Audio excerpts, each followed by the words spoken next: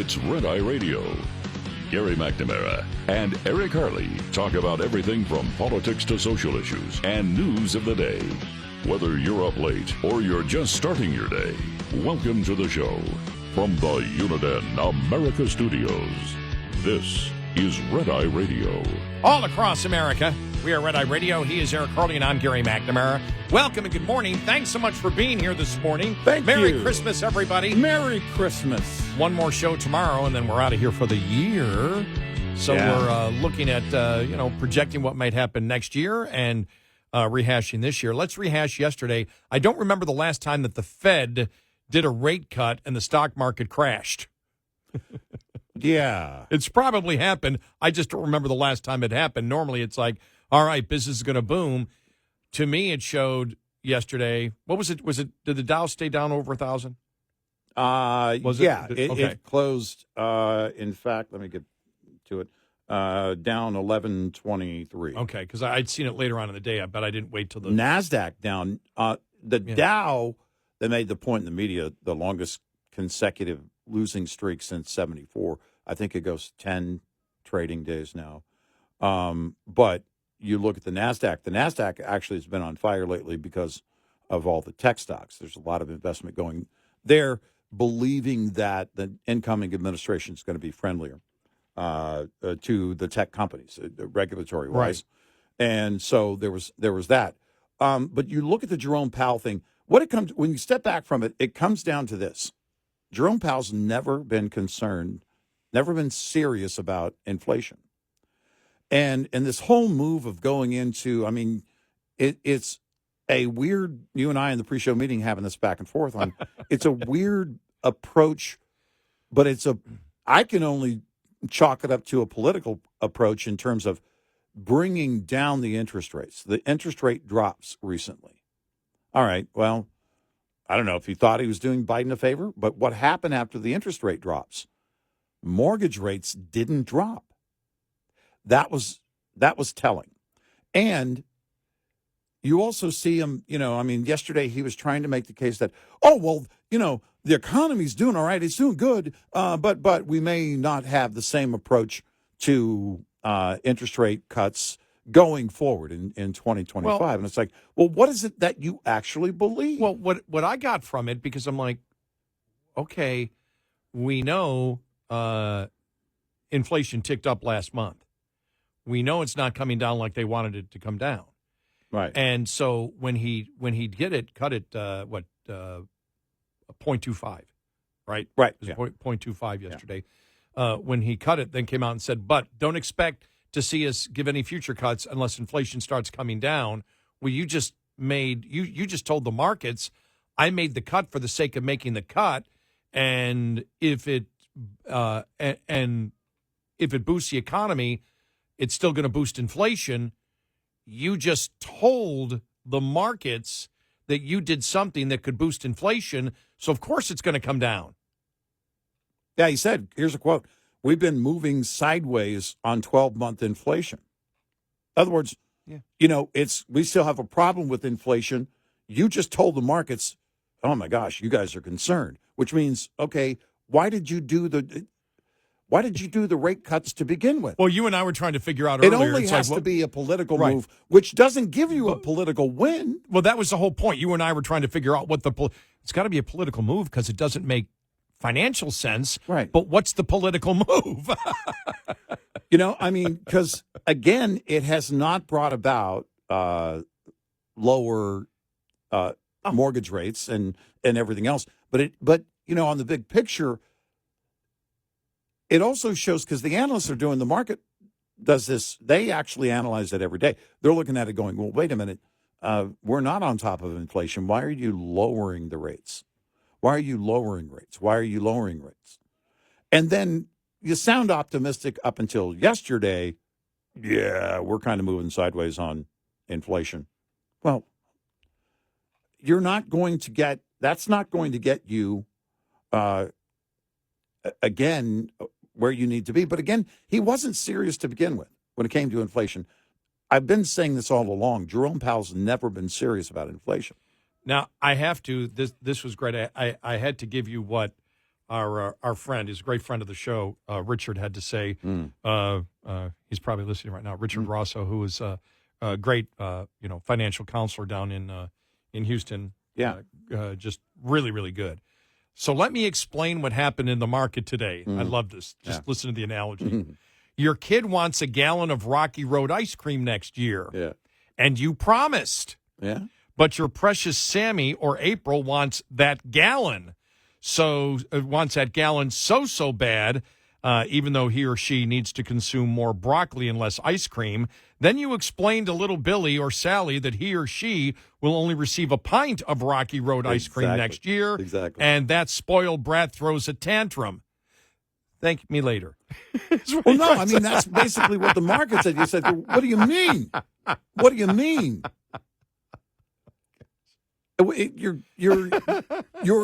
And most believe that Jerome Powell's going to be, I mean, he's in his final days of being Fed chair.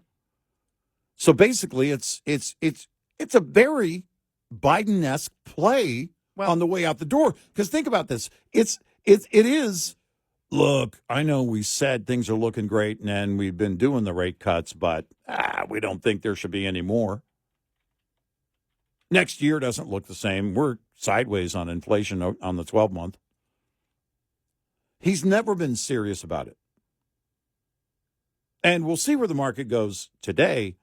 But there is again, the market was hoping that you get, I guess, to a threshold on a series of rate cuts, and it starts to spur further growth in the mortgage market. Well, he's still in until 2026. He has said he's going to stay in. Well, he said he's staying in. Yeah, but just we'll to make see. sure people know he's not leaving He's when not the incoming resigning. administration comes in. No. Right. It's not January 20th. Right. But we'll see how it goes with with Trump. But did he do it for himself? Was that the political move? Right. I want to pretend that at the end of the Biden administration that things are on the right track, because it doesn't make any sense what he did. No, I mean, it doesn't make any economic sense what he did at all. Well, I mean, you think about raising the rates all along the way. He didn't get aggressive enough to get on top of inflation the way it should have been done. And now with this quarter of a point here drop and quarter of a point there drop, you're sending a signal, and the markets are going, all right, okay. And maybe if we continue this, the market's thinking, I guess, if we continue this, if we're on this path, then we get back to very low interest rates at a point, and there's a threshold. But what I want clarity, and you don't get clarity when you say when you make the cut and then say, but we're not going to do future rate cuts unless inflation starts coming down. Well, you had a number of analysts thinking, then why did you do this one? You had a number of analysts thinking it wasn't going to happen, that there would be no cut. I saw 3 in the last 4 or 5 days say, no, I think I don't think they're going to do a cut this time. And they did. I mean, it's insane. It's not. Well, I'll tell you one thing. This inflation thing isn't transitory, is it? No, it isn't. Speaking of which, Janet Yellen, Treasury Secretary, I'm just sorry we couldn't get on top of the economy. Stop talking. I mean, it's the insanity that there's always been. I have a great concern with the behavior of the Fed over the years. It's not just Jerome Powell, but and Treasury Secretaries, the same thing. I always thought that Yellen and the late Joe Lieberman, if they were husband and wife, just the way that they both talked together. I'm like, oh my gosh, a little bit that would have slower. That would have been a maddening conveison to have to listen to every single day. Right. Yeah, their podcast would be really long. But it's it's maddening because of, again, if the Fed is going to behave in that way, if there's going to be a response to inflation, which the inflation shouldn't have happened because of the spending shouldn't have happened in the first place. But as you pull the string on the sweater and everything starts to unravel, and you're in that mode, and if the Fed is going to make the move, then get serious about the inflation. get serious about it with some meaningful hikes, that get on top of that and that show that. It would have meant some short-term pain, but that's actually how it's designed. That's what it's designed for, to hit the brakes on the economy. Jerome Powell believes he can be this, Gandalf the Gray or Gandalf the White, whichever one, and wave his wand and magically do the balancing act and the whole garbage of soft landings. You're sending mixed signals to the market. And yesterday it was like, whoa. Now, we've often said, and I don't know if Richard has ever said this or expressed this idea. Look, the market sometimes is kind of drunk, reactionary, and then the next morning they take the lampshade off and hit the shower, and they're like, oh, well, what did we do yesterday? I bought how much in Bitcoin? But it's then, back to okay, what are the fundamentals, right? What are the fundamentals showing, and where's the economy going? There still is, I think, a lot. You've seen the market, I think, reacting really to the promise of less regulation from a future Trump administration. And the possibility of another corporate tax cut. Right, exactly. And so you look at all those things, and that's the market pricing those things in. But when you're the Fed chair and it's like, you do the rate cut, but go, yeah, but this is it, though. No more. Richard, okay, you can have Rocky Road for breakfast today, but tomorrow we're having broccoli for breakfast. The tantrum is going to begin, and so you had that sell-off on the Dow. I don't have great confidence in the Fed to begin with, let alone specifically Jerome Powell. Again, I've said it over and over again, but that's where we are, and this is the conundrum that you're in. I really think, I don't know where the pushback is. I think there's going to be plenty of pushback between the Trump administration and Jerome Powell. As you said a couple of months ago, I think it was, he said, no, I'm not, it was after the election. So he said, I'm not going, actually, I think it was just days after the election. I'm not going anywhere, and Trump signaling, here's who I'd like to see as Fed chair. Yeah, seriously. Anybody else but Jerome Powell. But it is this thought that, number one, I don't believe he's serious. Number two, or was serious about inflation, which made it worse and longer lasting. It's reminiscent of the 2008-2009 debacle, because when they shoved the money into the tills of all the banks because a few were on the brink of being insolvent, then you looked at that and they didn't want you to know that. Then you made all of them look like they were on the brink of being insolvent. You muddied the waters, and the market couldn't tell who was good and who wasn't, who's standing on their own 2 feet and who isn't. And in this case, when you try and do this whole soft landing thing from the Fed's perspective on interest rates, well, you're just stretching out the pain, which he said it himself. We've been going sideways on 12-month inflation. You're not doing anything, but you keep waving that you think is a magic wand. It's maddening. Just so you know, Richard, who we mentioned and did the Rocky Road ice cream analogy of what happened yesterday, he also coined the term permatory for inflation when transitory came out.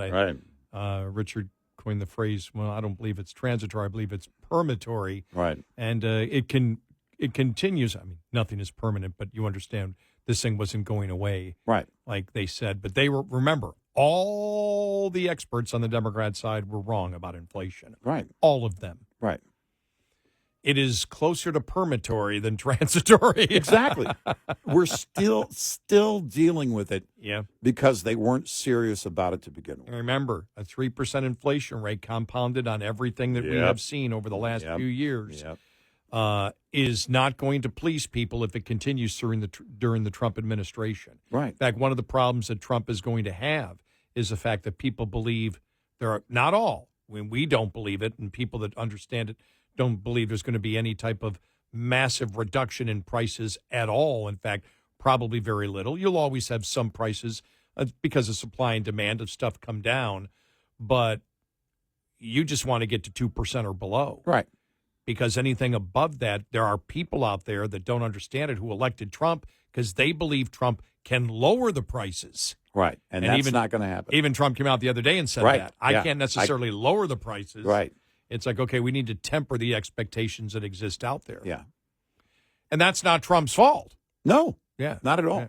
866-90 Red Eye. This morning's USDA Farm Report is brought to you by House Products. Tested, trusted, guaranteed since 1920. While you are hosting a holiday party or meal, your dog or cat may be prowling around there saying, "All I want for Christmas is food." But a lot of party foods can be dangerous to your pet, and not just chocolate. Kansas State University veterinarian Dr. Susan Nelson says, for example, foods that contain the sugar-free sweetener xylitol. It causes low blood sugar and liver failure. It can be in baked goods. It can be in our sugar-free candies. And it doesn't take much to do irreparable harm. Also, the fatty parts of meats Can cause what we call pancreatitis, which can become life-threatening for them as well. and any gravies or foods that have onion or garlic powder in them. For both cats and dogs, that can also be an issue, causing a type of anemia that they can get. And there are more foods toxic to pets, nuts like macadamia nuts. And then raisins, which are going to be in a lot of the holiday foods, and grapes, can be toxic to dogs. Dr. Nelson's advice to party hosts: keep foods out of the reach of pets or vice versa. And You should ask your guests to not feed them. in Washington, Gary Crawford for the U.S. Department of Agriculture. This report brought to you by Cenex Fuels and Lubes. Get in touch with Red Eye Radio, toll free at 866-90 Red Eye.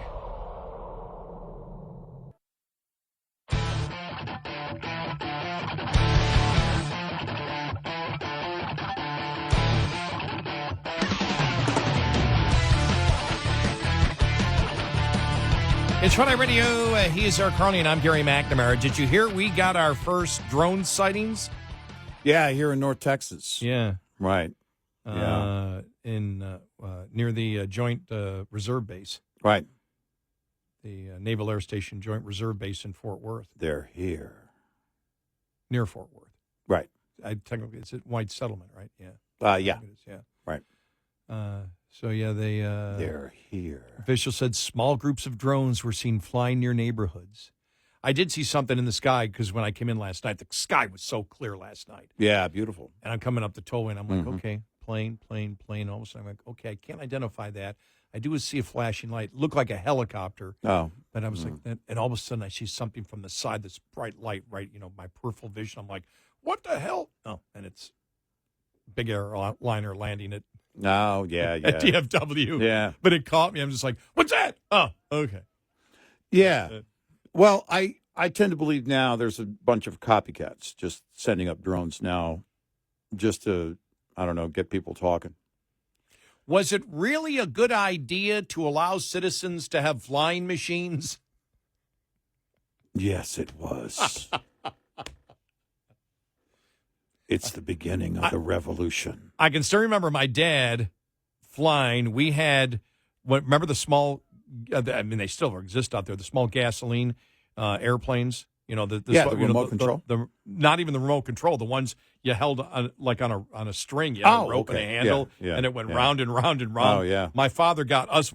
We were never allowed to fly it. Only my father was. Yeah. And he loved it. Round and round and round and round. Have you seen, there's YouTube videos of it, but there is a huge remote control community.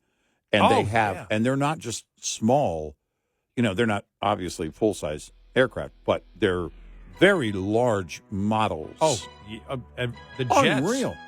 Yeah. It's crazy. Are those really mini jet engines? I What are they? don't know the technology behind them, but they're impressive to watch.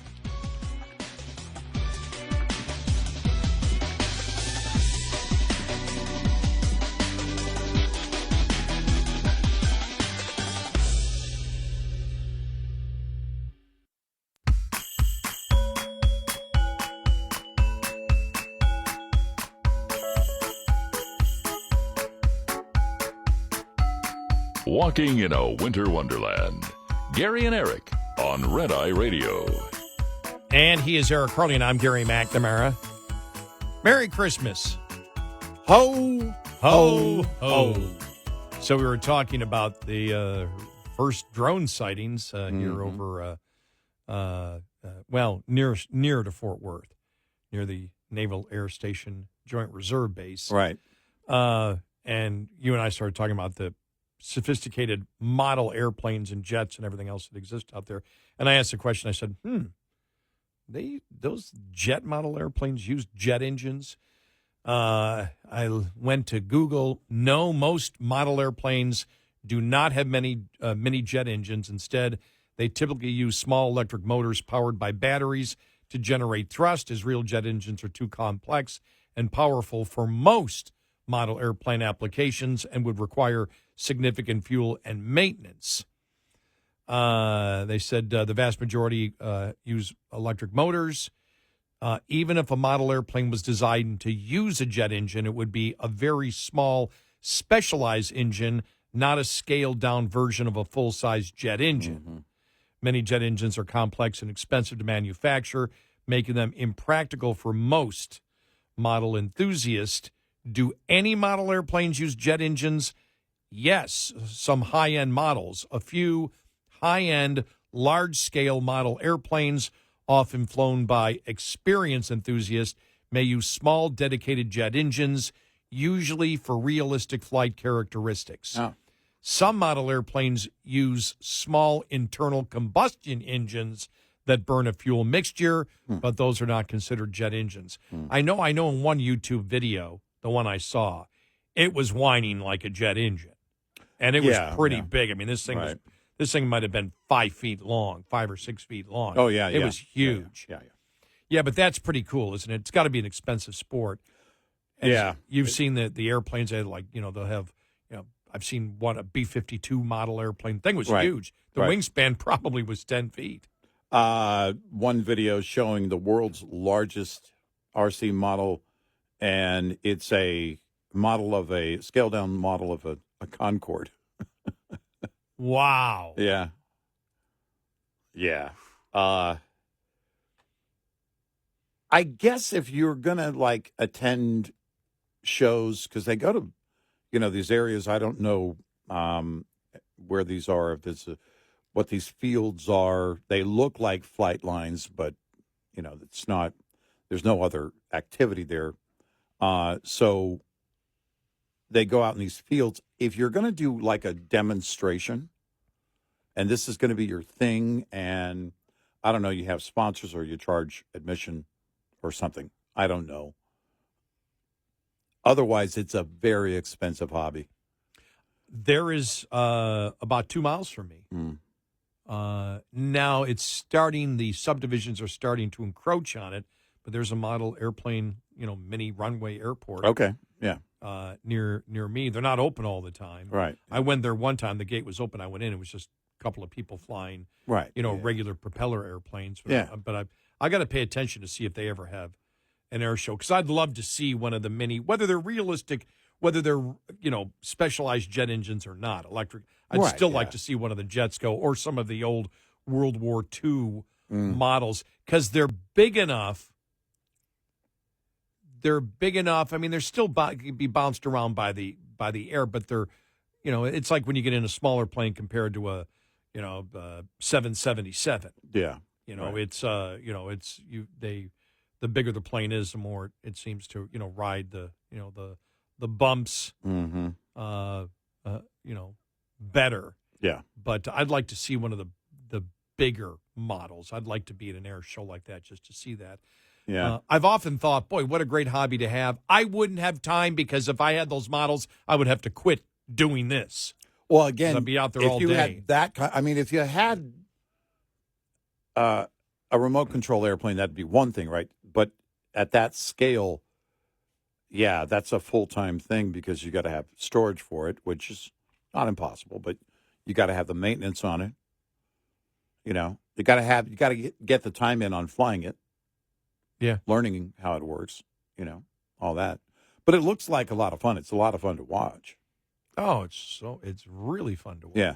Yeah. And, I've often thought about getting a drone, but it's like, for what would I use it for? I don't know what I would do with a drone. Yeah.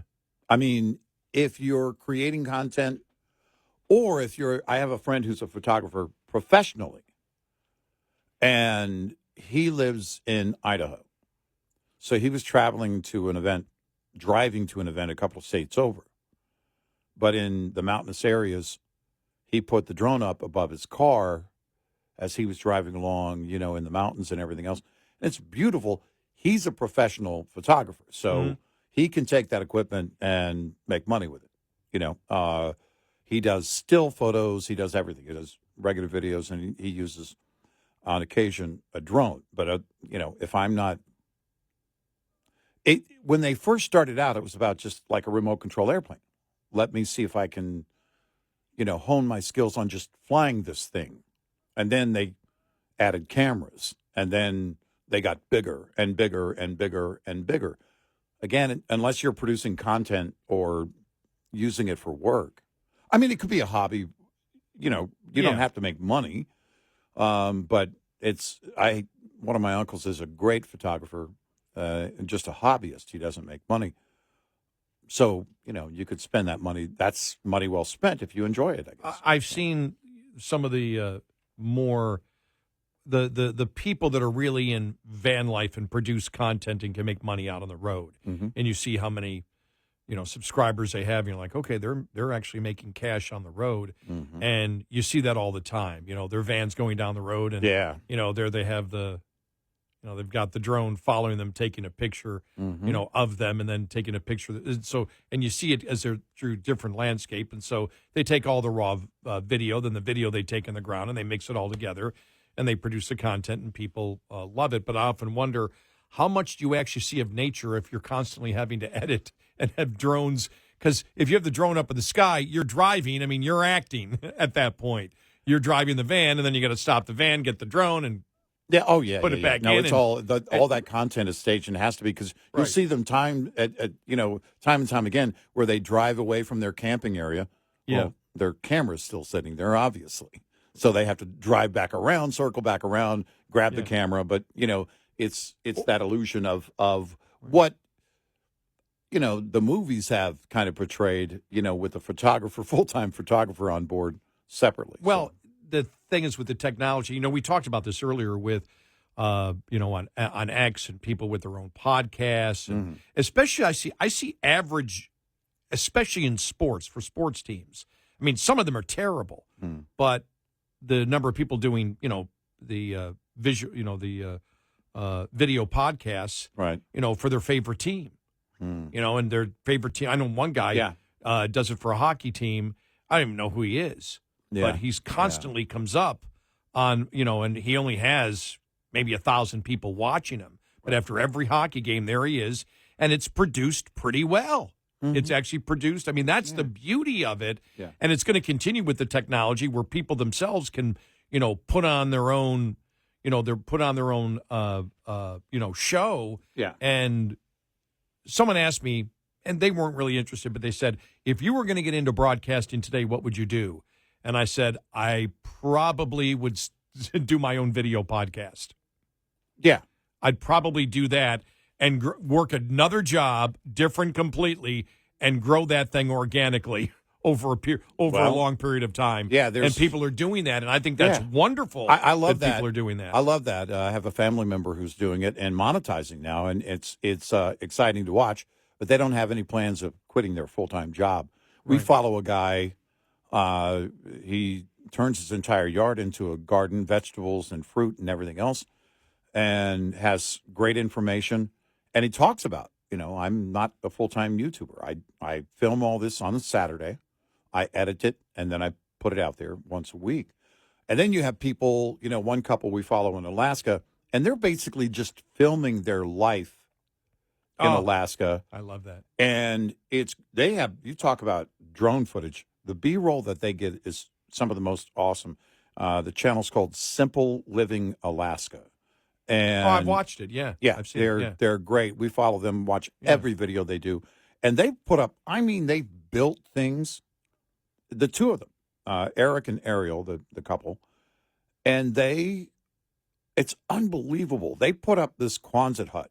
That's a massive Quonset hut. And they built it. Now, they had help with laying the foundation, the cement, but they actually did a lot of that themselves, and they helped the cement company when they brought the trucks in.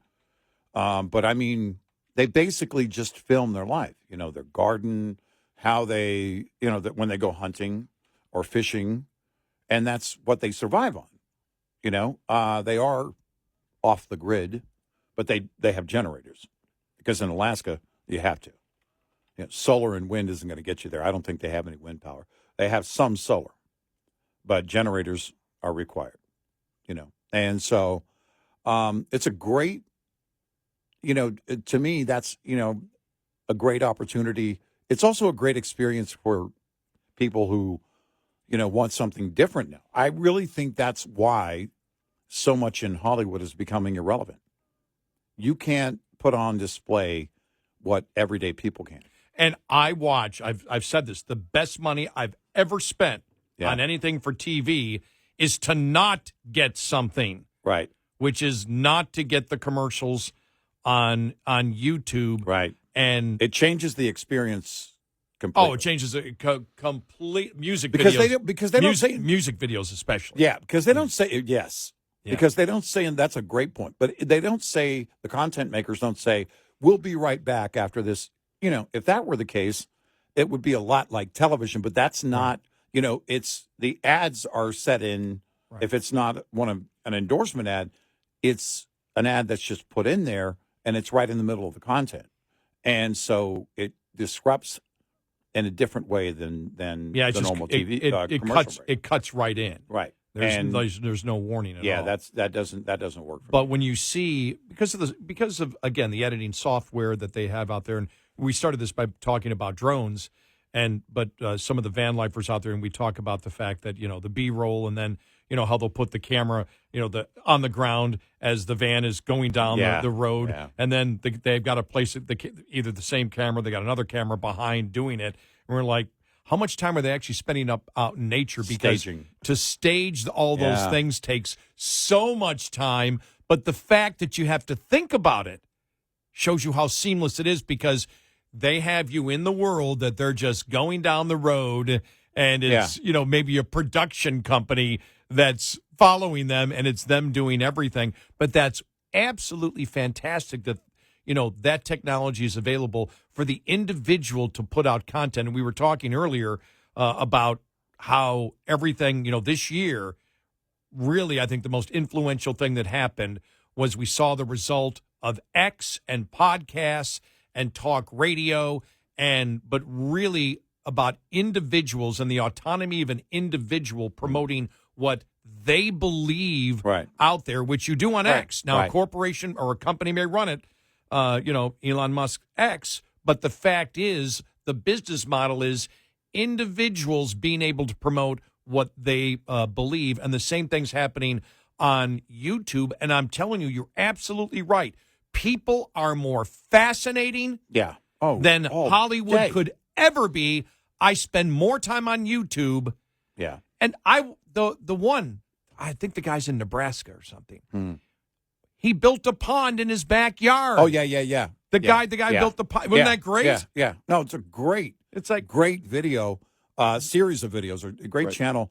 But, and then he goes through, all right, here's what we did, and here, I love that. Oh, absolutely. To me, that's fascinating. It's not that I want to build a pond in my yard. I just want to know how he did it in his yard. It's like, I'm going to build a pond. Well, you had me at pond. Right. You're going to build a pond? Right. Exactly. Well, there's Colin Furze from the UK, a tunnel under his house, Furze, Colin Furze. Fascinating. He's an engineering, genius, but he's now building under his an underground garage where he can lift a car to the surface.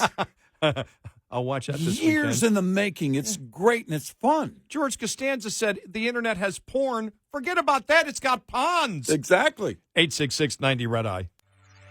We'll be right back with more Red Eye Radio with Eric Harley and Gary McNamara.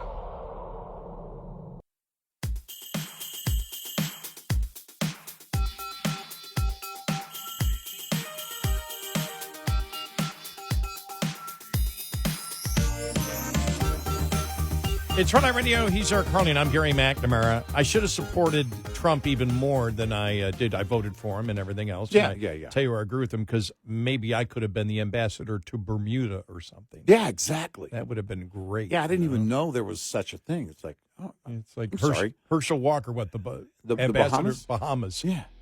Come on, man. Let's go. Yes. For me, I'd get, like ambassador to northern Russia. What?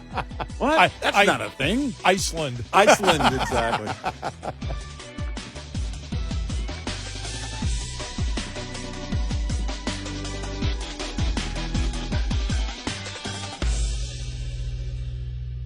This is Red Eye Radio on Westwood One.